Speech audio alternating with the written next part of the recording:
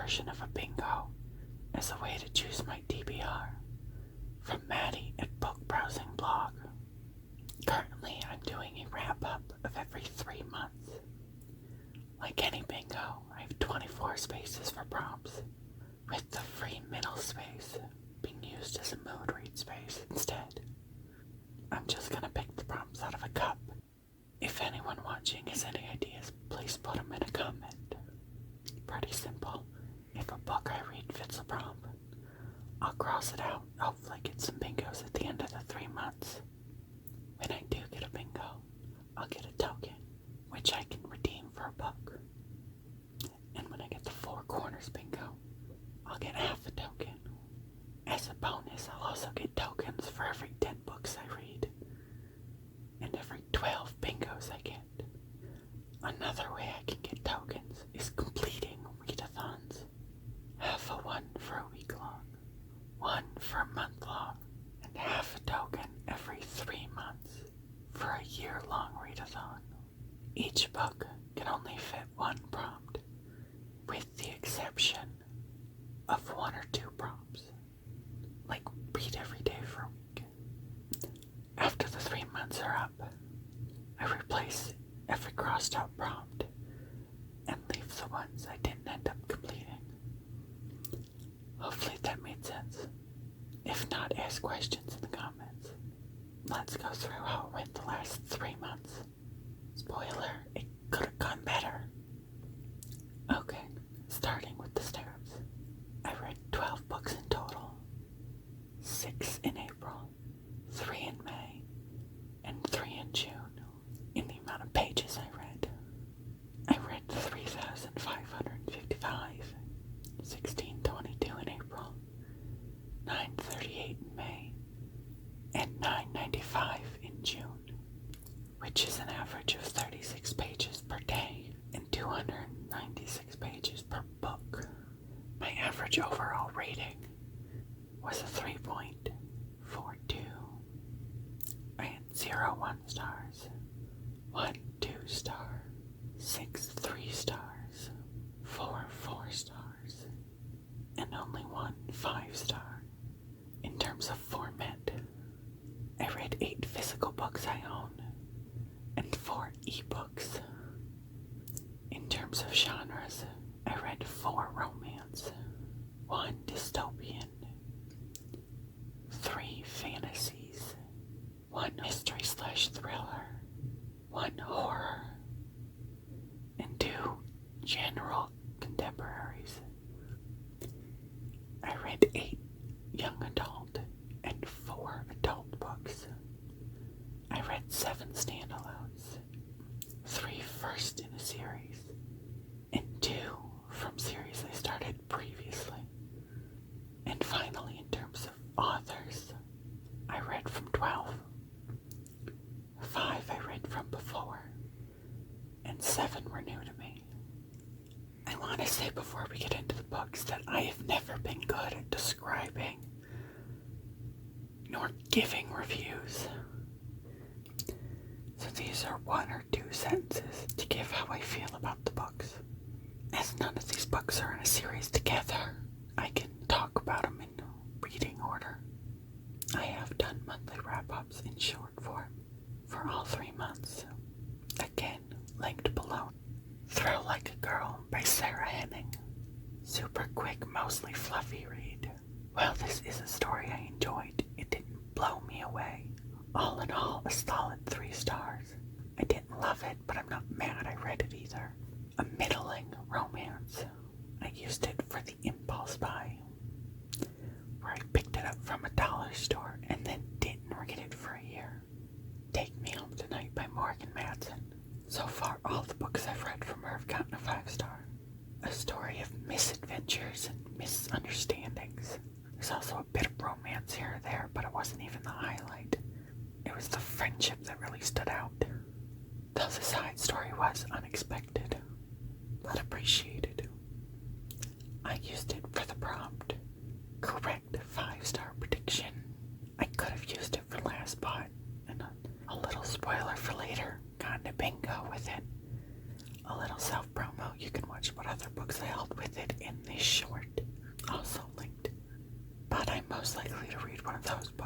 I read it and give a 5-star to another prediction book I have.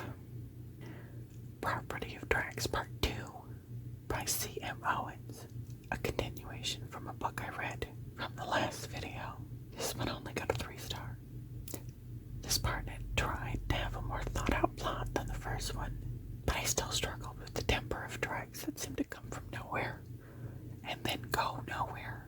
Nice treatment of women for a motorcycle club. Well done, club. Internal power struggle. Entertaining corruption story, but seemed rushed at the end. I used it for the reading in one sitting prompt. Wilder Girls by Rory Power. Another 3-star. The premise for this book was really exciting, and the cover is stunning, but the execution was lacking for me. It left me with so many questions. I wanted so much more from this world. I didn't find the book special or mind-blowing. I still enjoyed it, but I had some issues with some of the characters' motives. Open endings are fine when you get something, but this one just didn't work for me. But still a very interesting concept. I used it for the LGBTQ+ prompt. A Mirror Mended by Alex E. Haro. Again, another 3-star. The writing is good and I love the humor, although sometimes it felt a bit forced. And I think my main problem with this book is that many things felt forced, including the characters and plot. Love the concept of a sapphic romance with an evil queen. Wish it was in a better executed and fleshed out book though. Still a fun ride. I ended up using it for the mood read space. I'm disappointed by this next one. The Love Connection by Denise Williams. A sad 2-star. It was a really quick read, but underwhelming. I didn't get any chemistry between the main characters, and there wasn't enough plot to make up for it. I'm still debating reading the other 2 in this series, but it could go either way. I not only use this for the under 300 pages prompt, but also for the emotional prompt in Kayla from Buck and Lala's Buzzword Reading Challenge.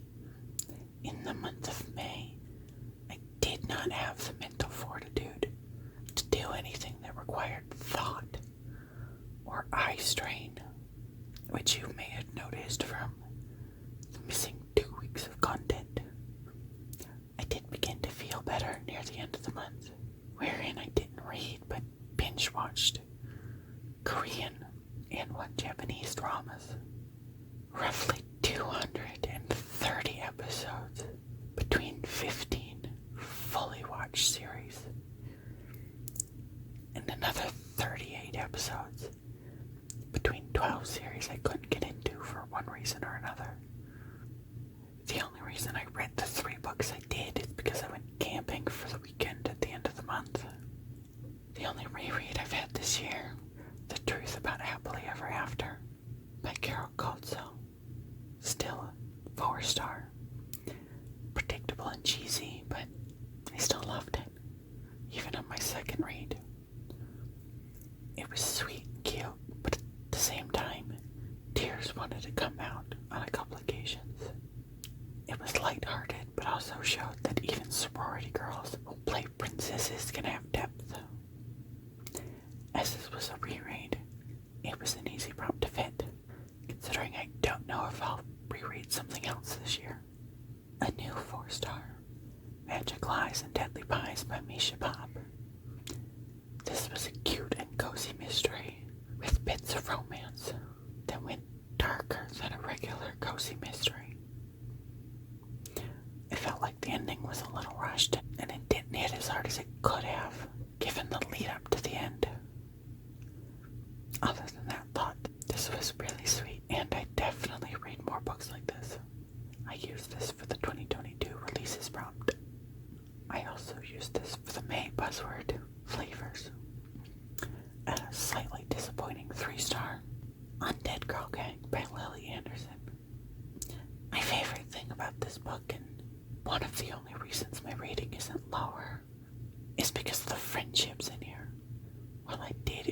majority of this book. It wasn't amazing. I can't give you more than that. I use this for the random leather prompt. The same reason as before.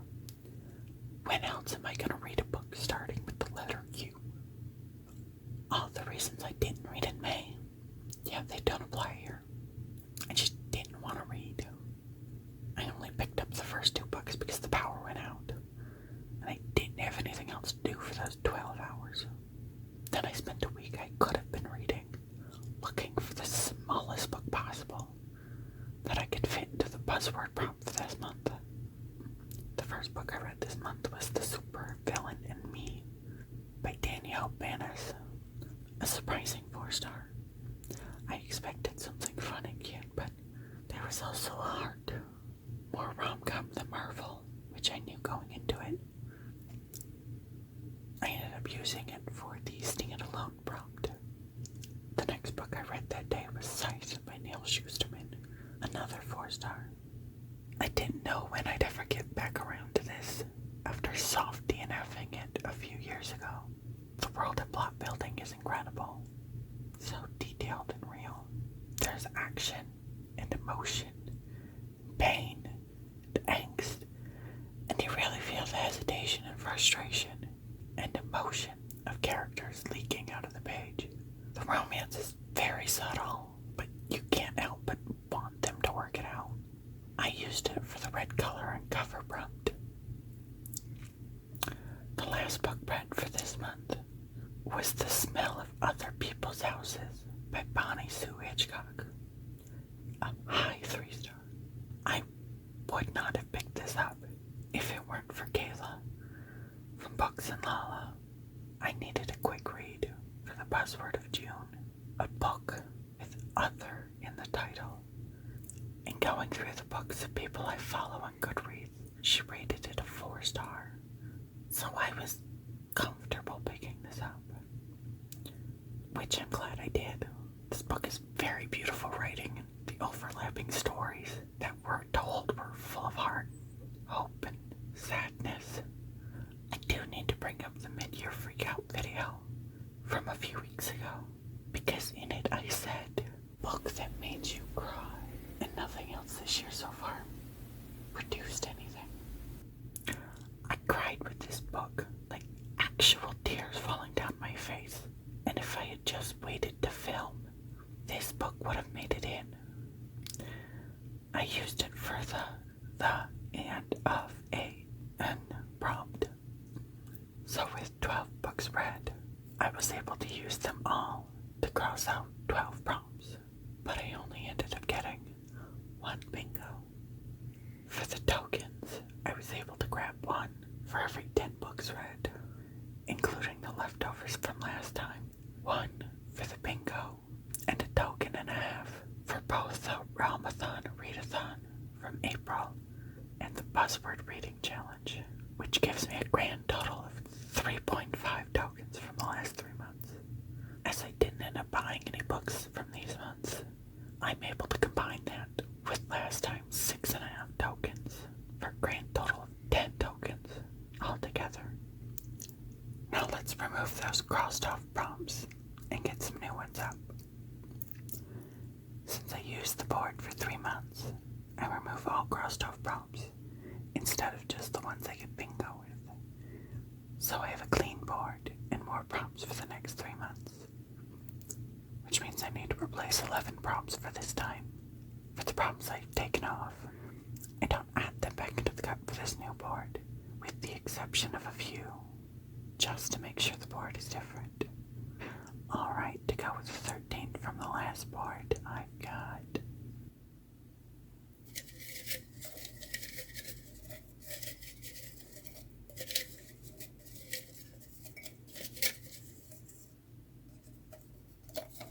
three stars on Goodreads.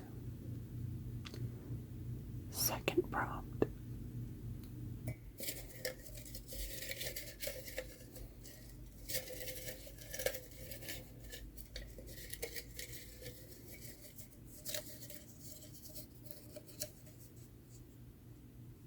Read every day for a week. All but 1 book can be used used for other prompts, so I'm not piling 3 books into one prompt. Next prompt is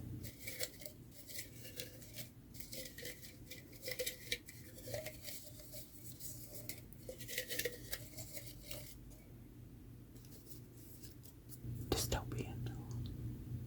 4th prompt,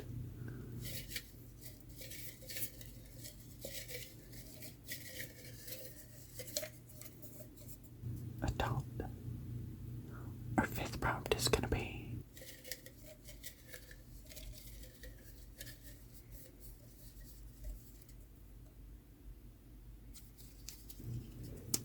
rainbow book covers. I don't have to read these back to back or even in color order. And for this one as well, all but one book can be used in other prompts. 6th prompt is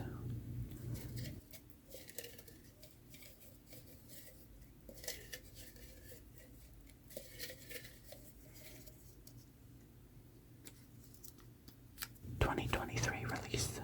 Next,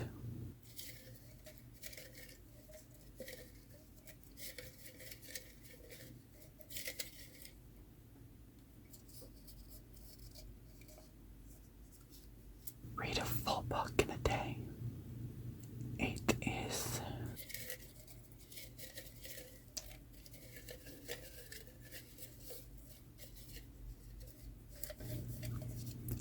newest published.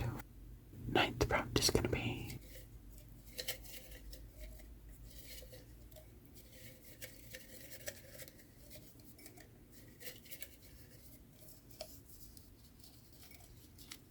half length of last read.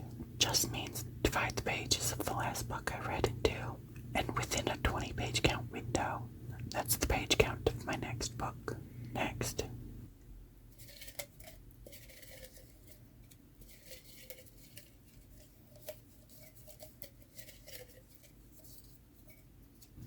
fantasy. And our last prompt is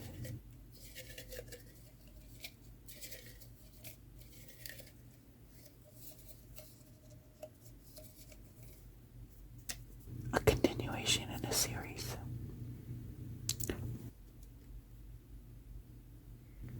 So that's 4 prompts about date released, 1 about a page count, 3 about the ratings, 3 are format based, 1 is series based, 2 about my purchasing of the book, 3 about the contents, and a whopping 7 challenge prompts.